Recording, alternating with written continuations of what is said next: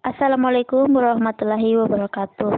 Baik, sebelum kami memulai membahas materi kami yang bertopik alat gelas, maka izinkanlah kami memperkenalkan nama kami.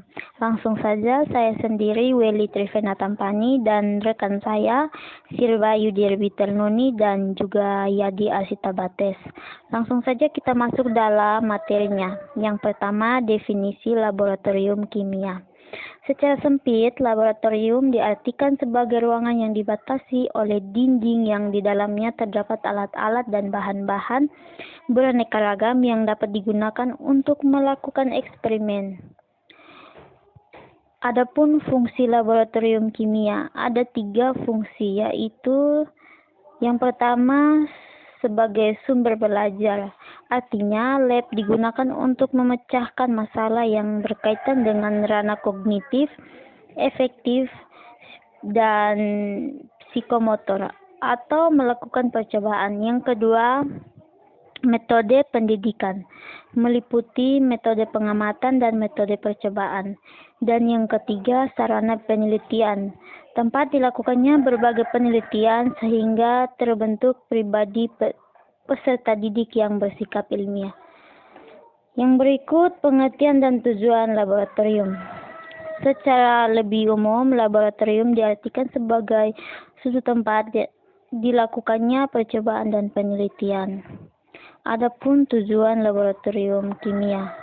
Yang pertama, mengembangkan keterampilan atau pengamatan, pencatatan data, penggunaan alat dan pembuatan alat sederhana. Yang kedua, melatih bekerja cermat serta mengenal batas-batas kemampuan pengukuran lab. Yang ketiga, melatih ketelitian, mencatat dan kejelasan melaporkan hasil percobaan. Yang keempat, melatih daya berpikir kritis, analitis melalui penafsiran eksperimen. Yang kelima, memperdalam pengetahuan.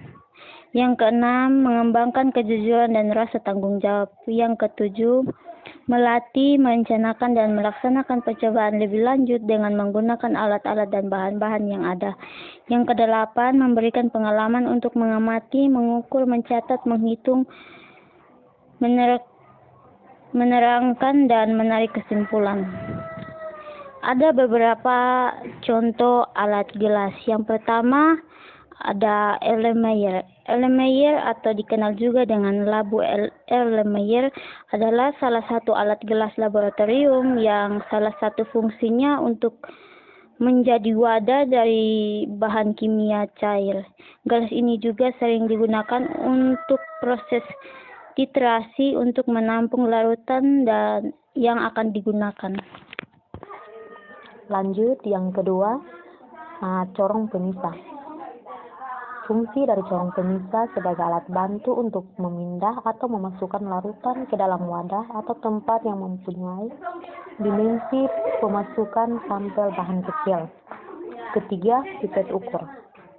Pipet ukur berfungsi untuk mengambil larutan dan mengukur volume larutan pada berbagai skala atau ukuran dengan ketelitian tinggi. Yang keempat, pipet tetes. Pipet tetes berfungsi merupakan jenis pipet yang digunakan untuk memindahkan larutan dari suatu wadah ke wadah lain dengan jumlah yang sangat sedikit dan dengan tingkat ketelitian pengukuran volume yang sangat rendah. Yang kelima adalah pipet volume atau gondok. Berfungsi untuk memindahkan cairan atau larutan ke dalam wadah dengan berbagai ukuran volume. Yang keenam adalah pengaduk kaca. Fungsi utama pengaduk kaca pada proses pelarut zat padat adalah untuk membantu mencampurkan zat padat dengan pelarut cairan secara merata. Dalam proses ini, batang pengaduk harus digunakan secara hati-hati untuk menghindari terjadinya pengotoran dan kontaminasi antara zat yang dilarutkan dengan zat lainnya. Lanjut, yang ketujuh, Briquet gelas. Fungsi sebagai penampung sampel atau bahan sementara atau bisa digunakan sebagai penyimpan zat sementara. Yang kedelapan, Bunsen. Bunsen adalah peralatan laboratorium umum yang menghasilkan api gas terbuka tunggal yang digunakan untuk pemanasan sterilisasi, dan pembakaran. Gas dapat berupa gas alam yang terutama metana atau gas minyak cair seperti propana, butana, atau campuran keduanya. Yang kesembilan, tabung reaksi. Tabung reaksi berfungsi untuk tempat mereaksikan dua larutan atau bahan kimia atau lebih, serta sebagai tempat membiarkan mikroba dalam media cair. Yang ke-10, labu ukur atau labu takar. Membuat suatu larutan dengan volume yang diketahui secara teliti, mengejarkan larutan sampai volume tertentu dengan ketelitian yang tinggi. Yang ke-11, gelas ukur. Gelas ukur yaitu silinder gelas berskala untuk mengukur volume larutan atau sacer dengan tempat. Standar deviasinya kira-kira 1% dari volume yang diukur sebenarnya. Gelas ukur bermulut lebar dan bercucuk. Lebar mulut sama dengan lebar alasnya dengan ukuran 1 ml sampai dengan 1 liter atau lebih. Baik, berdasarkan penjelasan kami mengenai alat gelas, maka dapat disimpulkan bahwa semua alat di laboratorium memiliki nama, fungsi, dan cara kerja masing-masing, sehingga dalam penggunaannya pun akan berbeda-beda sesuai dengan cara kerjanya.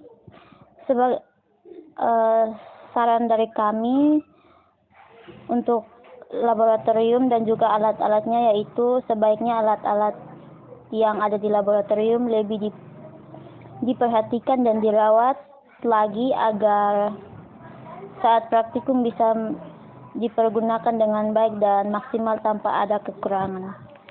Baik, sekian dari hasil presentasi kami yang sudah kami bahas.